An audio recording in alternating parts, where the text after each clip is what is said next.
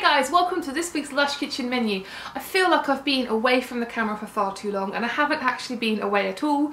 I filmed last week's video and just ran out of time to edit it, so I'm hoping over the coming couple of days, for those that are interested, I am going to edit that video as well and put it up for you to see, so you can find out what I thought about products that came out last week in the kitchen, which is pretty pointless, but I am hyperactive. It is the Easter holidays, it is my break time, but it's not, because while most of the UK are now enjoying their 2 weeks off, as in most of UK teachers, me, because I just love working myself to the bone and I just love teaching that much, have basically agreed to go in every single day of the half term and teach for 2 hours. I don't know what went through my head when I thought that was a good idea. So basically every day of this half term, minus Good Friday, I'm going back into school. I'm setting my alarm for 6:30 in the morning and I'm getting back into school and teaching for 2 hours every morning. Now you might have noticed that I've actually been a little bit distant from Instagram the last couple of weeks. Most of you probably haven't noticed at all because I'm really not that important, but a few of you have made comments to me and said, Jen, you haven't been around that much, you're not posting that much, etc. The truth is that aside from my job, which is always stressful, I've just sort of lived my life a little bit. So I am back now, I'm a bit more refreshed, I'm a bit more ready to go on. Another thing you might have noticed, and a lot of people made a comment on this, was I did a de-stash earlier in the week which caused an absolute frenzy, but I first of all want to say thank you to everyone who I contacted. It was nice and smooth. I had a good 50 parcels over there ready to go tomorrow, but people were really worried that I had then sold the majority of my Lush collection. As you can see behind me, I haven't even dipped my toes into my Lush collection, and I do not plan on running away from Lush. Some of you guys asked me whether or not I'd gone off Lush. No, I haven't. I'm stepping back from hoarding bath bombs and bubble bars. I'm not cutting down on perfumes. They are still really, really, really important to me. My shower gels, I still have at least one of every single shower gel, but some of the products I had up here, I had 3 to 4 to 5 to 6 of the same product, and I don't need them in my collection. You might be able to see that I have my 2 shelves here. What you probably, well, you can't see because I can see from the screen. I've actually lost one of my shelves. Let me just pan around very quickly. I'm trying not to get too close to the camera because you don't want to see my face that close. As you can see, so one of my shelves has completely disappeared. I do have quite a bit on the floor, which is part of my de-stash that I'm still packaging up, but I've thirded my collection now, and I'm pretty chuffed with that. I've got rid of lots of box sets, cleared out lots of bath bombs and bubble bars. While I will always have a massive Lush collection, and I will always support Lush, and you know me, social media, I love being on social media with you guys. I'm not going to give that up. I'm not going to give up the Lush kitchen. I'm not giving up Lush. I just am cutting down a little bit. I'm decluttering my life a little bit. I think the big thing is that in a few years' time I do hope to do lots of travelling. I cannot travel with this. Let's just get on with this week's Lush kitchen menu. Up first on Monday we have something called the Melomint Bubble Bar. I just feel like I need to point this out because you guys can't see what is below the camera. I am not actually standing up straight. I'm not wearing any shoes. I have to do this weird posy stance underneath the camera, which you guys never see, in order for me to fit my head, my noggin, in the camera shot. If I was to stand up straight, this is what it'd look like. It doesn't work, does it? I just thought I'd point that out right now, that not only am I talking to you and it looks really natural, I'm actually sort of doing a half squat underneath the camera. Anyway, this is Melomint Bubble Bar, and this is one I have a sort of hate-love relationship with. Not really hate, dislike, should I say, it's a bit of a strong word, relationship with, because I think it's such a gorgeous looking product.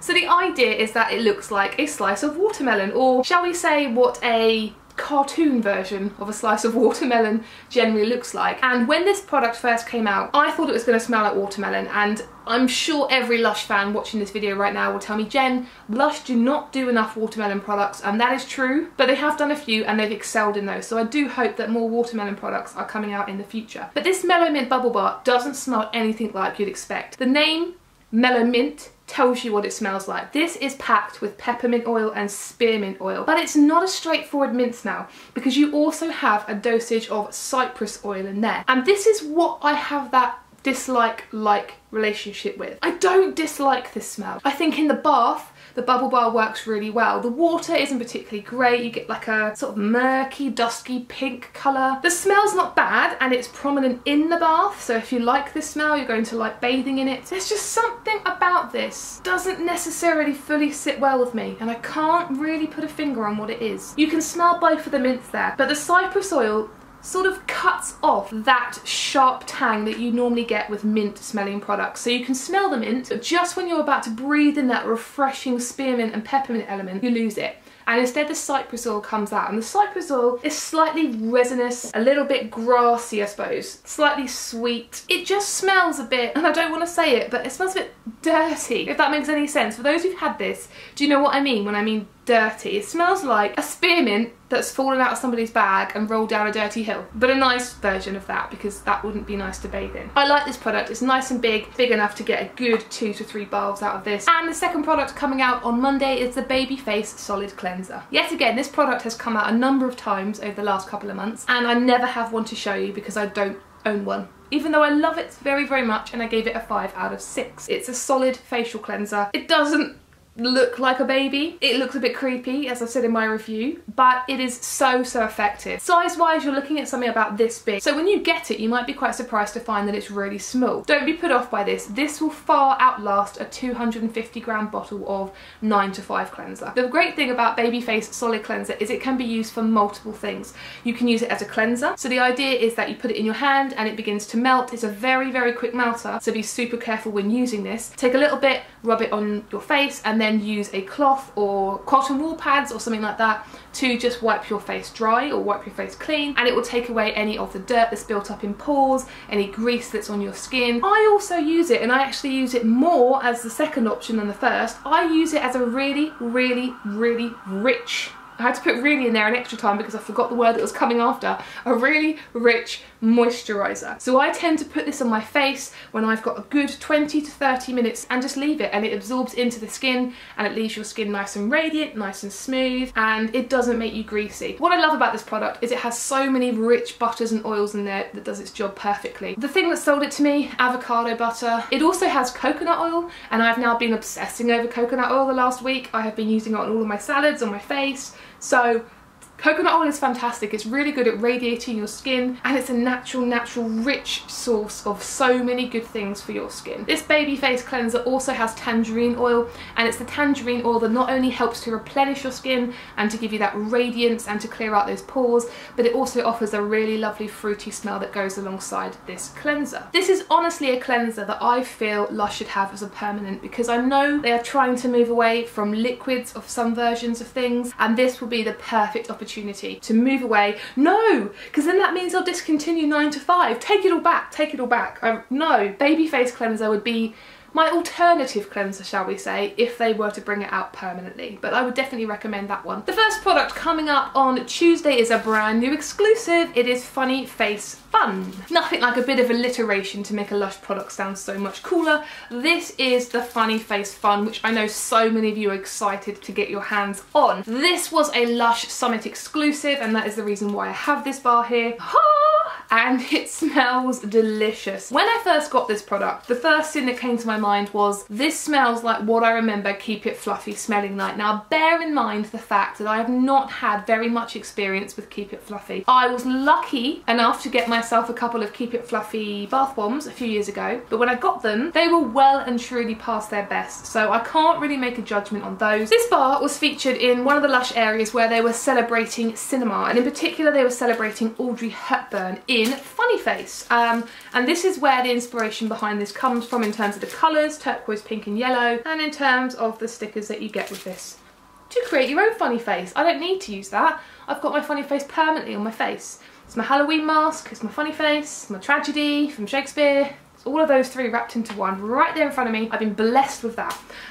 This is such a nice product. I think the weirdest thing about the Keep It Fluffy scent is how I would personally describe it. Imagine if you take some Lush bath bombs and you put them in a box and you leave them somewhere and you forget about them and come back to them a couple of years later, where they sort of lost their scent. All of the scents from all of the other products have sort of merged together, and you get like powdery sweet smell. That is what Keep It Fluffy smells a little bit like to me. The smell of really old bath bombs. The main sort of ingredient that I get from this is rose, and it reminds me slightly of Turkish Delight. It's powdery, it's sweet, and there is also that slight little tweak of lemon in there as well. Do you get that smell when you buy a brand new, quite expensive box of Turkish Delight and you remove the lid? That powdered sugar, that lemon, that rose. I would describe it as being a powdery, sweet, floral smell. This one features lemongrass, it has vanilla, it has ylang ylang, and it's really non-offensive. This is going to be super popular.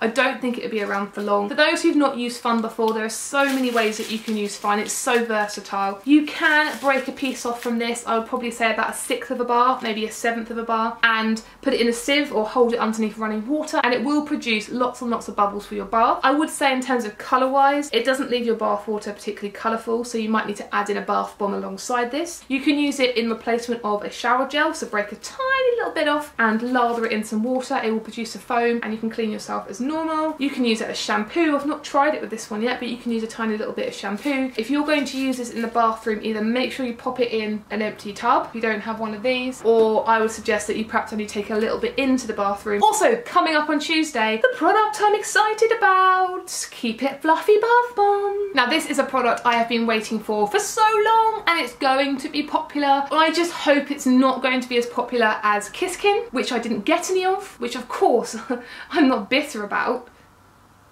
I hope I get some. So Keep It Fluffy, I have had these before. They are the smaller size bath bomb, unless Lush decide they're going to blow them up, but they are the smaller size bath bomb, and they come in different colours, and I don't know which one Lush are doing. I'm assuming they're doing the purple. I don't think it's really fair that I make any comments about what the bath bomb does in the water, because my experience is a terrible one. Can I just say, if a product comes out in the kitchen for the first time, and I have a review on my blog, please bear in mind the fact that when I reviewed these products originally, they would not have been their best. They would have been second hand, they would have been passed down from different people, imported from different countries. They would not have been fresh and crisp and brand new. Keep It Fluffy Bath Bomb has a very low rating on my website. I can almost guarantee that unless they come smelling and looking and working like physiotherapy bath bombs, their rating is going to go up. But that is Keep It Fluffy. Same ingredients as the Funny Face, same scent as the Funny Face, so you'll get that vanilla in there, the jasmine in there, the ylang ylang in there, the rose in there, etc. It'll be a really nice, calming, dusky, musky, beautiful, sweet floral smell. On to Wednesday, and the first product coming out Wednesday is a Ring o' Rose Buttercream. Now this is a product that I don't like that much, and the rating on my website is a true reflection of how I feel about this product. I bought this product years ago on eBay, and it came in a little tub. I wasn't really enamoured with the smell. A very light rose smell with a little bit of lemon thrown in there. Amanda Pondo, if you're thinking on those sort of lines. Lush have since re-brought this product out 2 or 3 times in the Lush kitchen now, and it now comes as a thin, long slab of almost soap-like consistency. So whereas something like Lem Slip, Heavenly Bodies, Almond Buttercream comes in a tub, you can scoop it out, and whereas the original Ring o' Roses Buttercream did that, the new one is more of a soap than a buttercream. I just didn't find this particularly interesting. I found the scent was really weak. I found that it didn't lather up particularly well on my skin. It certainly didn't leave my skin feeling nice and refreshed. It felt clean, but I mean, I'm in the shower and I'm washing myself. I would fail at life if I couldn't clean myself properly in a shower. But apart from that, it really didn't leave a good impression on me. The piece lasts ages, it's so rigid. I had that piece in there, and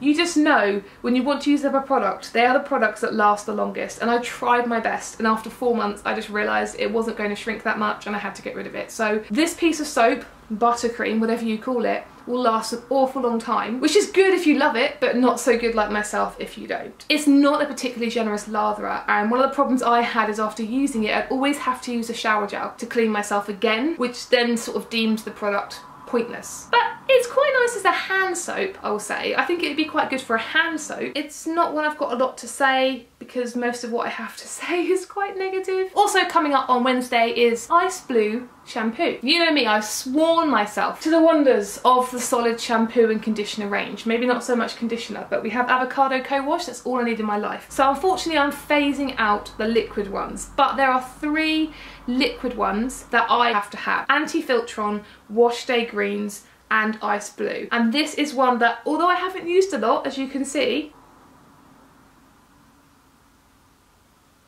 this is one I turn to in the summer months. And why? Because if you need to wake up in the morning, this is the product to use.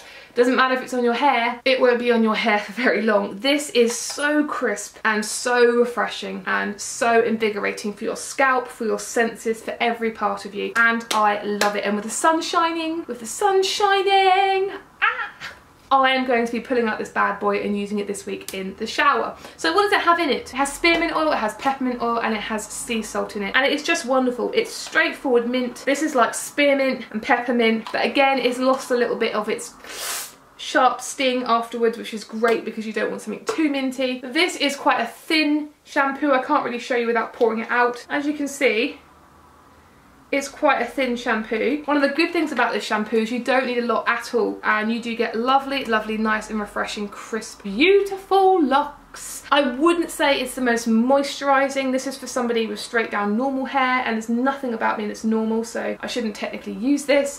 It's not going to really moisturise, but at the same time it's not going to fluff up your hair. Despite me loving it, Wash Day Greens sometimes just floofs up my hair, and then I feel like I've got a bit of an afro going on. The smell doesn't tend to stay that long in your hair, but other people have made comments to me in the past about smelling mint on me. I'm going to be putting this out. I'm definitely inspired to use it in the next few weeks. Okay, the lighting might look a little different. I might appear slightly different in days, and the truth of the matter is I sort of took a nap. I'm old enough that I take naps on Sunday afternoon. What a travesty my life is. But let's move on to Thursday, and the first item coming up on Thursday. In fact, I'm going to do both items together. Ghost Shower Jelly, Ghost Shower Gel. I actually have both of these products, and neither of them have been used so far. People who've been following me from the beginning will know that I have a sort of, again, another one dislike with this scent. It's not one that blows me away, and when I first tried this and the Lily Savon liquid perfume, which also shares its scent, I gave it a very, very low marking. Over time, I've come to realise it is dainty and pretty in its own way, but it's not one that really blows me away. Now, I only have a 100-gram bottle of this, which came out last year in the Lush kitchen as part of a gift set, but your one will obviously be a lot bigger than this. And this Ghost Jelly is unfortunately not like the one that you guys will be getting either, because this has come straight from Japan. So what does the Ghost family smell like? Well, the easiest way to explain it is to say that it smells to me like white lilies. You get that refreshing, crisp, very clean, clinical almost floral smell. I would probably describe this smell as being very pretty, and I use that word quite a lot, but when it comes to floral smells, this one is definitely sweet, as in naturally sweet, but at the same time very nice and pretty and gentle and so on. One of the things that I think is quite a shame with the Ghost Shower Jelly is that the Japanese version actually came shaped like a ghost, which is not necessarily a big deal, but it's kind of a cute little factor that I will show you now. There's his two little eyes and his mouth and his face, and so on. Now, what I like about the shower gel and the shower jelly is you don't need to use an awful lot of this to get a result. The shower gel is quite a thin consistency, but you don't need a lot. The second you put it on your body and start lathering, you get a nice, frothy, bubbly, light and airy lather. And the same goes for the shower jelly. And the smell does linger on your skin for a little while afterwards, which is lovely. I'm not going to buy either. One of each is enough for me. For those who've never tried Ghost before, or Lily Savon, but might have tried Death and Decay, one of the Lush liquid perfumes and solid perfumes that you can get in shops at the moment, it is similar to that. There was a guy that sat outside my bedroom last week in his car and played that music at 2 o'clock in the morning at such a volume, and it sounds like he's back again. So I might have to get my my guns out and go and sort that situation out. But this is Ghost Shower Jelly, Ghost Shower Gel, and on to Friday in the Lush kitchen menu, and we start with Twilight Shower Gel. Will this shower gel ever be less popular? Honestly, this is probably Lush's #1 selling product ever. Would you not agree? This product came out at Christmas, across stores, online, over Christmas time, and yet it's still coming back in the Lush kitchen 3 to 4 months later, and people are still going crazy over it. This shares its scent. Do I really need to go through this? People who watch these videos, do I need to explain what Twilight is to you? This is a product that just blows people's minds. It is quite a thin shower gel in terms of its consistency, but when it comes out from the bottle, it's quite an oily consistency. It doesn't tend to lather up as effectively as some of the other shower gels behind me, but you don't need to use a lot to lather it across your body. It's more of a moisturising, conditioning shower gel. This smells like lavender got married to tonka, basically. A nice strong thread of tonka, which for those who don't know what that is, that's like a burnt vanilla-y smell. It's very musky, very thick, and a thread of fresh lavender through the top there. I say all the time, I don't use Twilight Shower Gel very often, and every time I use it or bring it out and sniff it, I regret not putting it in my bathroom constantly, because I love this one. This is the one I use when I just want to sleep and I can't sleep. It doesn't help me to sleep, but it comforts me in my bed, and at least I smell nice when I'm laying there for 6 hours before I have to go to work. This does linger on your skin for ages, and I will honestly say